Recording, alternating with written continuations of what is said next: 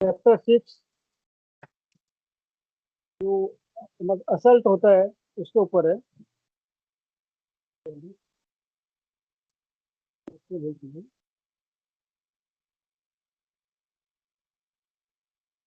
Chapter 6 जो है वो एब्यूसिव रिश्तों के ऊपर है। ये अपमानजनक रिश्ते, वो हमारे रिश्ते होते हैं उनमें अपमान अपमान के ऊपर ये पूरा है। ये चैप्टर के बारे में संक्षिप्त में बताऊंगा। उसका परिचय लेखक ने इसमें कैथरीन जिसे हमें मिला रहे हैं। कैथरीन जिनकी उम्र 53 वर्ष है। वो एक बहुत ही अच्छी वक्ता है। वो बहुत अच्छी लाइफ स्किल ट्रेनर है। और वो उन महिलाओं के साथ साथ काम करती है जिन्होंने अपमानजनक रिश्ते जिए हैं, जिन्होंने अपने जीवन में बहुत ज़्यादा अपमान सहा है, जिनको बहुत ज़्यादा असल्ट किया गया है फिजिकल तौर पे। उसके बाद में वो कैसे उन रिश्तों से बाहर आती है और उसके बाद में उन्हें अपनी खुद की जो लाइफ को जीती है, ये सेल्फ हीलिंग करती है। ऐसी महिलाओं के साथ वो काम करती है और इन्होंने भी ऐसा ही किया। इन्होंने शादी की। शादी भी इनकी 12 साल तक चली। 12 साल तक इन्होंने बहुत अपमानजनक रिश्ते सहे। उसके बाद में आखिर में उन्होंने कहा अब बस, अब मैं और नहीं सहूंगी। और वो फिर अपनी शादी को तोड़ देती है और तलाक ले लेती है। इसमें इनके दो बच्चे हैं। 12 साल की इनके जो वैवाहिक जीवन में इनके दो बच्चे पैदा होते हैं। एक बेटा है और एक बेटी है। संयुक्त राज्य अमेरिका में जो महिलाओं के ऊपर प्रताड़ना होती है, इनमें उन्होंने जो सर्वे किया उसमें 40 लाख महिलाओं के ऊपर शारीरिक रूप से प्रताड़ित किया गया, ये बताया गया। और लगभग 2 करोड़ और 10 लाख महिलाओं के ऊपर वर्बल मतलब एक मौखिक हिंसा की गई। ये जो आंकड़ा है, मुझे लगता है कि आंकड़ा भी परफेक्ट नहीं है, क्योंकि ये जो आंकड़ा वही होता है जो महिलाएं पुलिस स्टेशन पे जाती है और अपना अपराध रजिस्टर करवाती है, जो दर्ज करवाती है। जो अपराध दर्ज नहीं हुए उनका तो रिकॉर्ड आता ही नहीं ना। तो ये भी आंकड़ा परफेक्ट नहीं है। 40 लाख से कहीं ज्यादा महिलाओं के साथ शारीरिक प्रताड़ना हुई है, मौखिक प्रताड़ना हुई है। झगड़ा होता है तो वो सीधे पुलिस स्टेशन जाते हैं। तो पुलिस वाले क्या करते हैं, वो केस को रजिस्टर करते ही नहीं है। जो केस रजिस्टर नहीं होते हैं वो सरकारी आंकड़ों में गिने भी नहीं जाते हैं। तो और यहाँ पे लेखक ने शारीरिक प्रताड़ना और मौखिक प्रताड़ना दोनों को एक तरह से देखा है। किसी को भी कम नहीं माना है कि शारीरिक हिंसा ज्यादा है, मौखिक हिंसा ज्यादा नहीं। लेकिन यहाँ कह रहे हैं शारीरिक हिंसा के बराबर ही मौखिक हिंसा भी होती है। क्योंकि आप जो मौखिक हिंसा होती है, जो शब्दों की जो हिंसा होती है, शब्द जो होते हैं वो अपमानजनक होते हैं।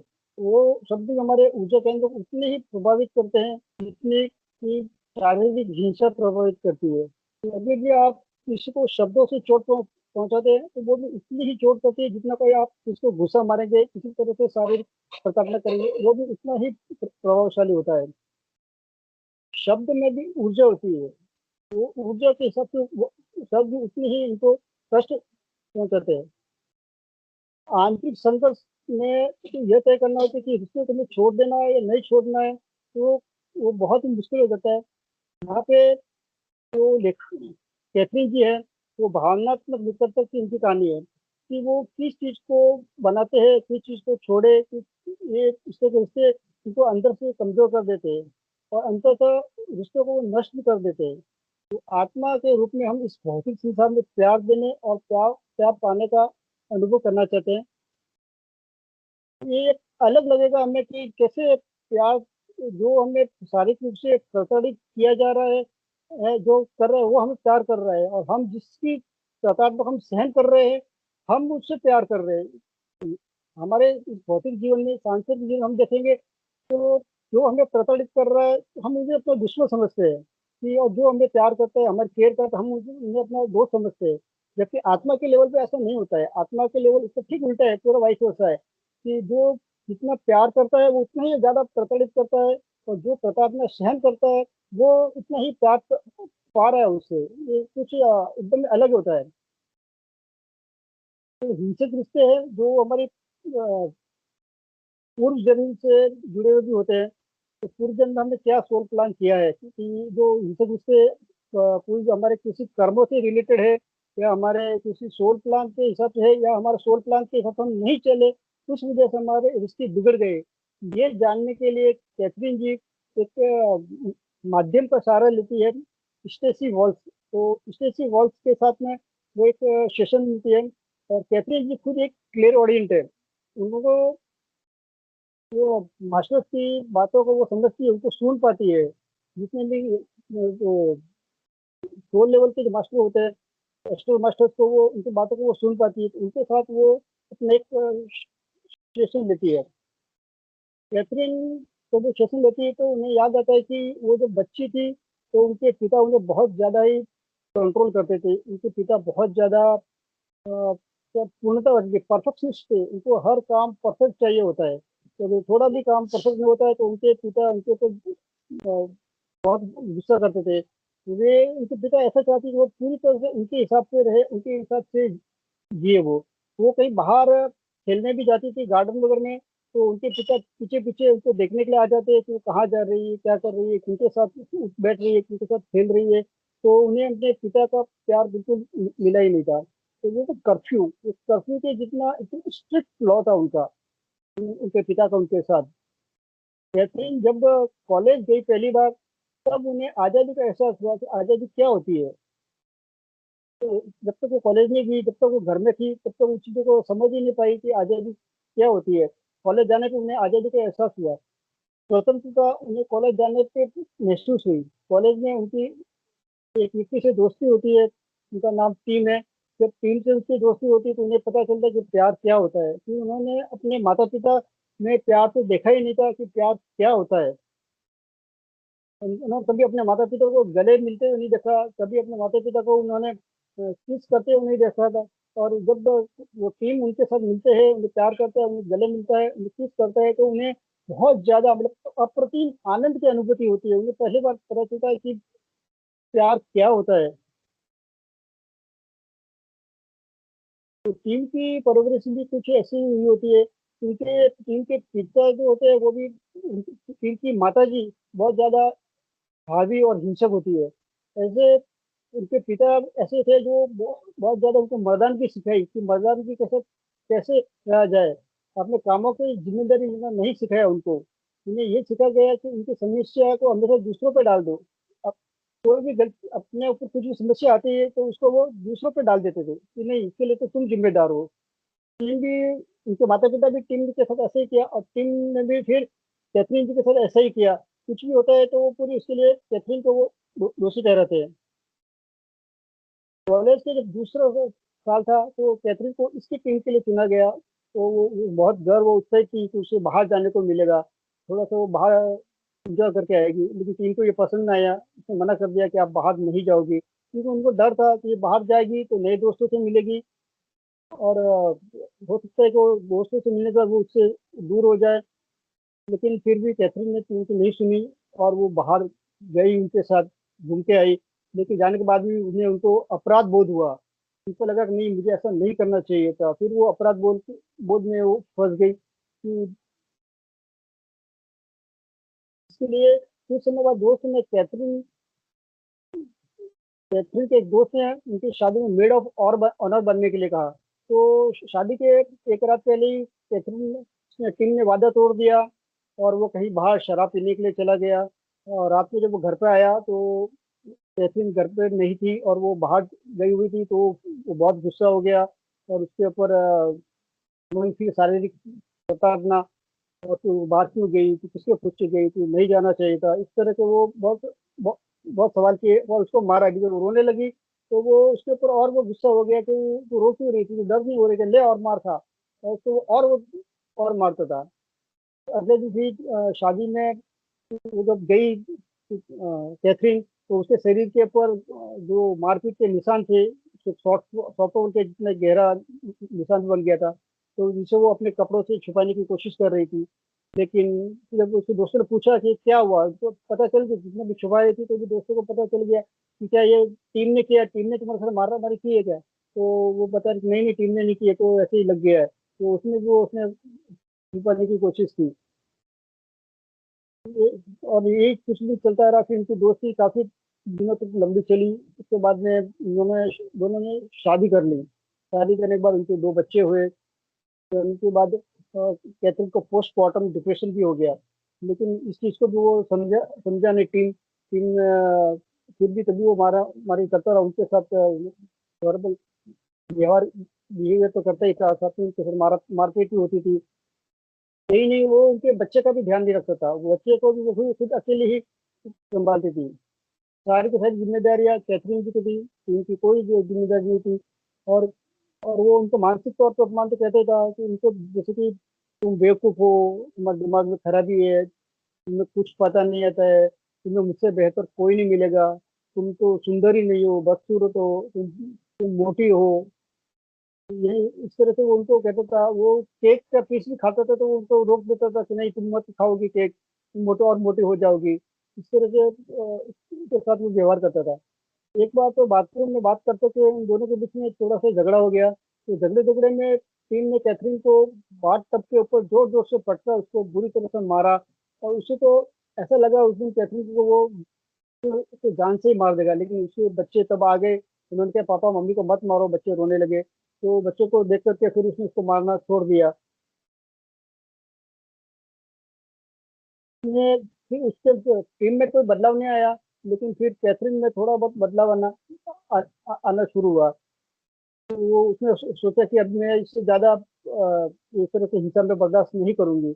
लेकिन फिर भी वो कोई कदम नहीं उठा पा रही थी। और उसी बीच अचानक उनके भाई की मृत्यु हो जाती है। तो इससे वो भाई की मृत्यु से वो थोड़ी सी डिप्रेशन में थी। फिर अपने माता पिता की देखभाल में व्यस्त व्यस्त थी वो, क्योंकि उनकी माँ के साथ वो रहती थी। इससे उनमें और एंजाइटी के अटैक्स आने लगे। फिर उन्होंने अपनी काउंसलिंग करवाई। जब उन्होंने अपनी काउंसलिंग करवाई तो काउंसलिंग में उनको एहसास हुआ कि मेरे साथ जो व्यवहार किया जा रहा है, जिस व्यवहार के लायक मैं नहीं हूँ, मैं क्यों ये सब सहन कर रही हूँ। कि मैं भी इनके खिलाफ आवाज उठाऊंगी, मैं इनके खिलाफ खड़ी होंगी। फिर ऐसा करने के बाद धीरे धीरे उन्होंने फिर आवाज उठाना शुरू किया कि नहीं, अब मैं इतने ज्यादा इससे ज्यादा अब मैं बर्दाश्त नहीं करूंगी। इस तरह से हिंसा उन्होंने करीब 12 साल तक उन्होंने सही। 12 साल बाद उन्होंने कहा नहीं, अब बस, अब मैं और नहीं सहूंगी। और उन्होंने कभी उनसे तलाक ले लिया। तलाक के बाद में धीरे धीरे कैथरीन जी का जीवन फिर से बदलने लगा। उनकी सेल्फ हीलिंग होने लगी। तो और उनके बाद उनकी एक, जो बेटी थी वो उनकी बेटी के साथ ही रहती थी। उनकी बेटी को भी बेटी होगी तो उनकी नाती की परवरिश में वो मदद करती थी। उनका बेटा भी बड़ा हो गया था तो वो भी कभी अपने पिता के साथ रहता था, कभी माँ के साथ रहता था। और वो कॉलेज में पढ़ रहा था। तो इससे अपने से मैंने कैथरीन ने क्या सीखा कि उन्होंने वर्षों में जो उपकार किया है, कि उन्होंने अपने अंदर झांक कर देखा। उन्होंने अपनी जिम्मेदारी को स्वीकार किया। उन्होंने कि उनके भीतर जो डर था, वो डर को उन्होंने पहचाना कि वो डर की वजह से ये सब हो रहा है। तो उन्होंने डर का सामना करना सीखा। जब वो डर का सामना करना सीखा तब वो अंदर से डर उनका खत्म हो गया। जो पहले वो अपनी भावनाओं को दबा देती थी, अब वो अपनी भावनाओं को महसूस करने करने लगी। और टीम ने अपने बारे में ये महसूस किया कि वो किसी दूसरे पर निर्भर नहीं रहना चाहता। जो पहले पूरी तरह से वो कैथरीन पे निर्भर रहता था, तो अभी वो उसने भी ये सीखा कि वो कैथरीन पे में ज्यादा निर्भर नहीं रहना चाहिए। और जो गुस्से के बहुत ज्यादा मुझे गुस्सा था, उसके ऊपर भी मैंने सीखा कि मुझे इतना गुस्सा नहीं करना चाहिए। उसको उनके अंदर जो खालीपन था, उन खालीपन को हमारे उनके अंदर जो खालीपन था वही उनसे एक प्रतिबिंब बन के जो बाहर आ रहा था। फिर उनका नहीं, मैं तुम पे निर्भर नहीं रहूंगा। लेकिन फिर भी वो ऐसा नहीं कर पाया। कैथरीन कैथरीन ने सिर्फ मैं तुमसे प्रेयर करूं, मैं तुमसे प्रेम करूं, तुम्हारी बाहों में होने का मैं अनुभव करूं, तुम्हारा जो प्रेम किया जाओ। अब ये इसके लिए उन्होंने अपने ऊपर इतनी प्रताड़ना करने का सोल प्लान किया है। जो सोल प्लान के बारे में वो बताया जा रहा है कि सोल प्लान लेने के पहले उन्होंने किस तरह को सोल प्लान किया था। कि कैथरीन ने ये चाहती थी कि वो प्यार करे, उनके साथ प्यार का अनुभव करे और उनसे प्यार पाए। इसके लिए उसने खुद ने इस तरह की वर्बल हिंसा चुना उन्होंने। टीम ने कहा कि लेकिन इस तरह के लिए हो सकता है कि मैं ये, मतलब कि उनके जन्म लेने के पहले की बात है कि इस तरह की बिहेवियर करते करते हो सकता है कि मैं तुमको जरूरत से ज्यादा कहीं चोट पहुंचा सकता हूँ, कि मैं इतना हो सकता है उसे कंट्रोल ना कर पाऊँ। तो तो कैथरीन कहती कि नहीं, ऐसे कुछ नहीं है, मैं बस तुमसे प्यार करती हूँ और मुझे मुझे इसी तरह का ही रोल करना है, और आप मुझे प्रताड़ित कर सकते हो। लेकिन वो प्रताड़ित करना कभी कभी जरूरत से ज्यादा भी हो सकता है, और वो हुआ भी। इस केस में उसकी बस्टर जिनसे मैंने बुलाया था, उन्होंने भी बताया कि उनको ऐसा लगा कि जो दिख रहा है उन्हें, वो निर्णय बहुत जल्दी लिया, क्योंकि उन्होंने सोचा नहीं कि उसके बारे में। जो पूर्व जन की योजना में एक महत्वपूर्ण बात यह आई थी कि निर्णय हमेशा विश्लेषणात्मक तरीके से नहीं लिए जाते हैं, बल्कि निर्णय के बारे में सही अनुभूति होनी चाहिए, और योजना उसी अनुभूति के आधार पर काम करती है। कैथरीन कह रही है कि मैं परिवार को पालने पोषने का अधिकार जिम्मेदारी स्वीकार करूंगी। मैं पूर्ण नहीं हूँ, हो सकता है कभी कभी मैं गुस्से में प्रतिक्रिया दूं, लेकिन हम दोनों आत्मा नियंत्रण की शक्ति सीखना चाहते हैं। मैं तुम में अपने आप को देखूंगी, तुम मुझे अपने आपको देखना। मैं तुमसे प्यार करूंगी, तुम मुझे मुझे प्यार करना। तो तुम्हारी कोमलता, तुम्हारी करुणा, ये सब मेरे साथ आएगी। लेकिन वो एक टीम एक बार फिर कहता है कि नहीं, ये जरूरत से ज्यादा भी हो सकता है। तो इसके इनके जो रोल गाइड गाइड होते हैं, स्पिरिचुअल गाइड, वो भी उन्हें समझाते हैं कि नहीं, इस तरह के रिश्ते में बहुत ज्यादा हो सकती है हिंसा, तुम्हारे को जरूरत से ज्यादा हिंसा भी हो सकती है। तो फिर भी वो नहीं मानते कि नहीं, मुझे तो करना, मैं तो उनसे बहुत बहुत प्यार करती हूँ।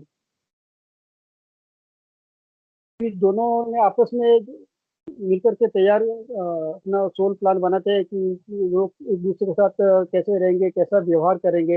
इसके बाद दोनों इस चीज के ऊपर एग्री होने के लिए अपने जो थर्ड आई का जो जगह होता है हमारा, थर्ड आई के दोनों को आपस में मिलाते हैं, दोनों को आपस में मिलाकर ये फिक्स हो जाता है कि हाँ, हम इस तरह के एग्रीमेंट के लिए तैयार है। जैसे कि एग्रीमेंट साइन होता है ना, इसी तरह से सोल लेवल पे एक दूसरे की थर्ड आई को मैच किया जाता है। थर्ड आई मैच करके हाँ, कि दोनों को फिक्स हो गया है, एक सोल कॉन्ट्रैक्ट बन गया है।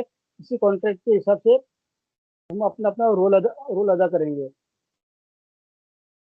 कैथरीन ने टीम के साथ जीवन को क्यों चुना, क्योंकि अभी पूरी तरह नहीं समझ पाया था इस जीवन में कैसे विकसित होना चाहती है, टीम की हिंसा से उसको कैसे विकास हो सकता है। ये स्टेसी ने तो पूछा, कैथरीन आपकी आत्मिक मार्गदर्शक से कोई बातचीत हुई क्या? वह इस बारे में महिला आत्मिक मार्गदर्शक से बात करके फिर वो बताती है, तो मार्गदर्शक करुणा का प्रतीक है, उसके व्यक्तित्व में कोमलता और शक्ति दोनों है, एक सौम्य शक्ति। कैथरीन के आत्मा में जाने से पहले जो बातचीत हुई थी उसके बारे में, उसका एक रूम ऑफ सोल्स होता है, जो पूरा सोल कॉन्ट्रैक्ट बनाने के बाद में रूम ऑफ सोल्स में जाते हैं, रूम ऑफ सोल्स में सब ये डिसाइड होता है।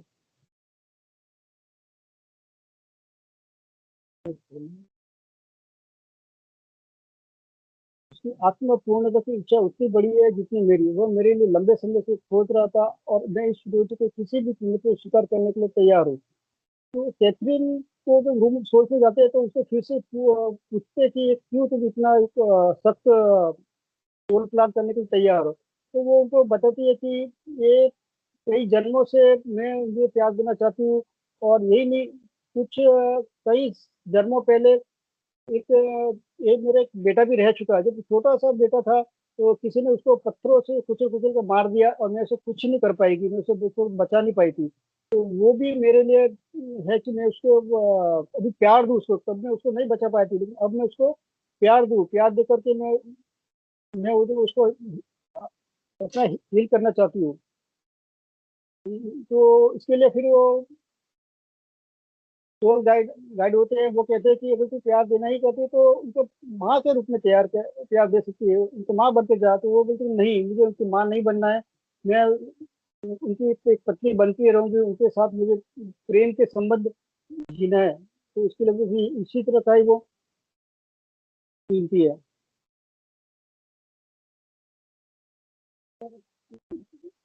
अगर मैं मजबूत नहीं हूं तो क्या अनुभव मुझे करेगा?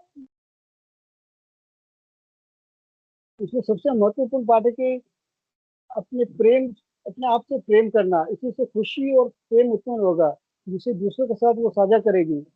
या उस व्यक्ति के कारण वो आपस जो आर्थिक मार्केट्स में होते हैं, तो कहते हैं तो इसके बाद जो पीड़ा होगी उसके लिए तुम सुन के तैयार हो, आगे की प्रतिक्रिया करते हैं। तो फिर कैथरीन कहती है कि नहीं, मैं इससे ऊपर उठना चाहती हूँ।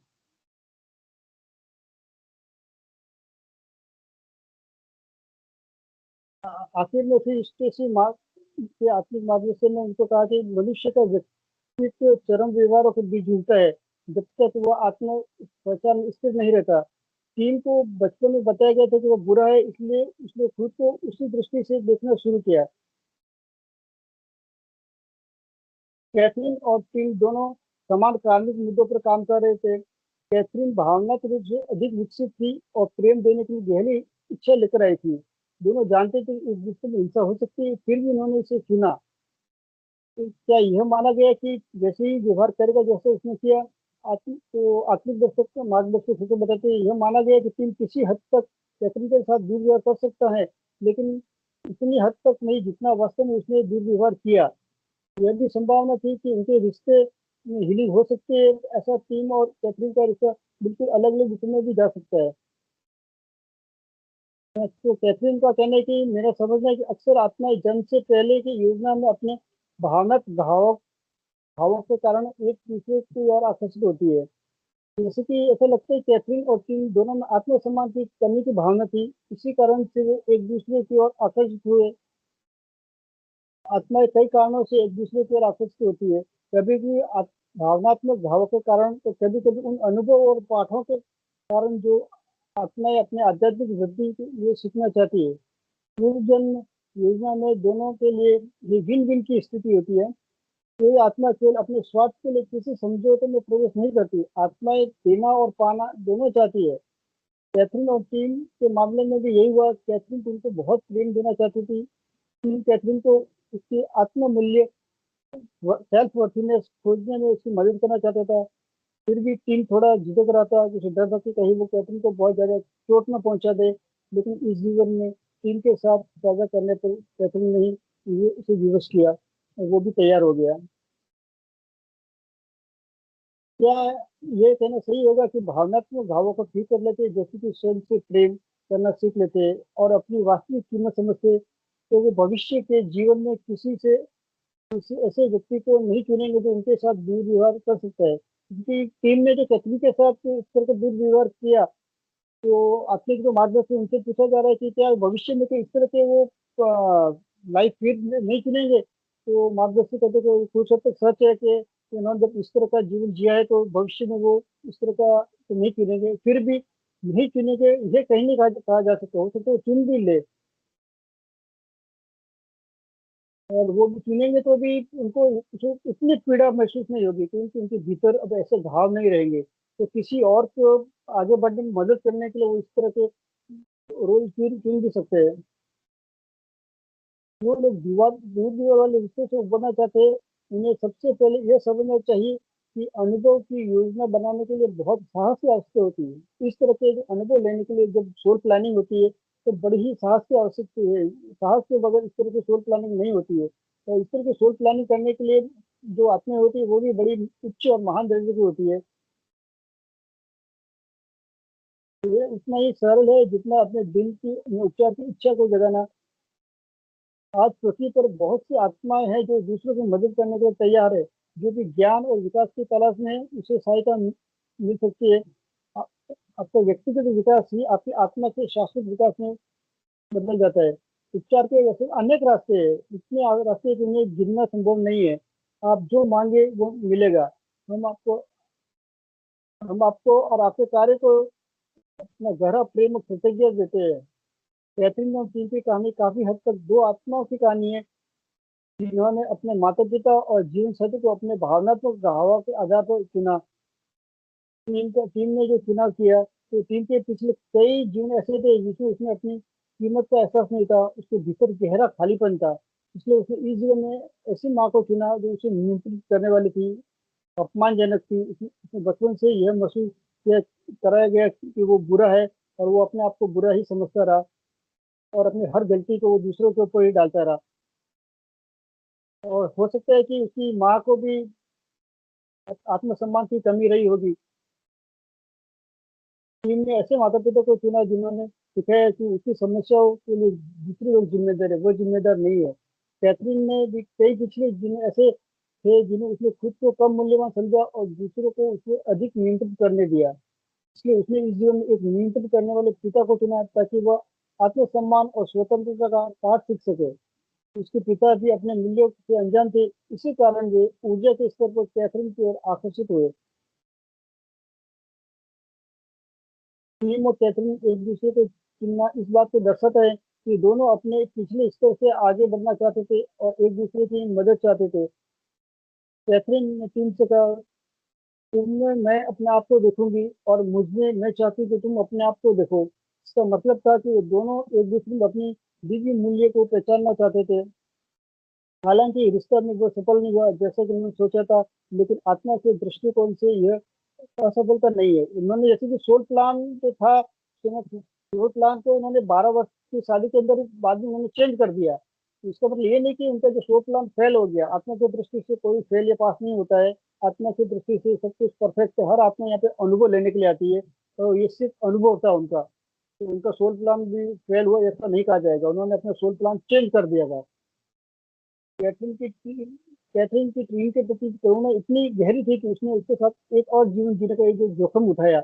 लेकिन आध्यात्मिक विकास के एक और स्तर पर वह व्यक्ति कहता है, मुझे तुम्हारे लिए करुणा है, लेकिन मैं तुम्हारे द्वारा व्यवहार स्वीकार नहीं करूंगा। और कैथरीन इसी स्तर पर पहुंच चुकी है कि टीम से दूर जाकर उसने वह सीखा जो उसकी आत्मा चाहती थी, स्वयं से प्रेम करना। जब तक वो टीम के साथ थी तब तक उसने स्वयं से प्रेम सीखा। तो टीम से दूर होने के बाद में उसने अपनी खुद की हीलिंग की और अपनी स्वयं से भी प्रेम करना सीखा। ये जो पूरा चैप्टर है, इसका मुख्य संदेश यही है कि हम पृथ्वी पर प्रेम को याद करने और उसे व्यक्त करने के लिए आते हैं। यदि आप कभी किसी दुर्व्यवहार वाले रिश्ते में हैं, तो हम ये समझते हैं कि आत्मा ने बहुत साहस के साथ इस अनुभव को चुना होगा ताकि हीलिंग और आत्म प्रेम सीखा जा सके।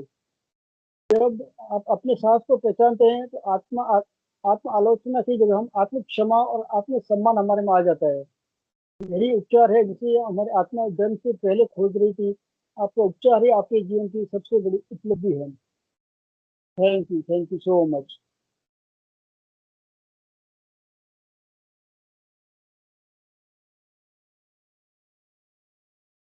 वेरी गुड महेंद्र भाई, थैंक यू। Thank you.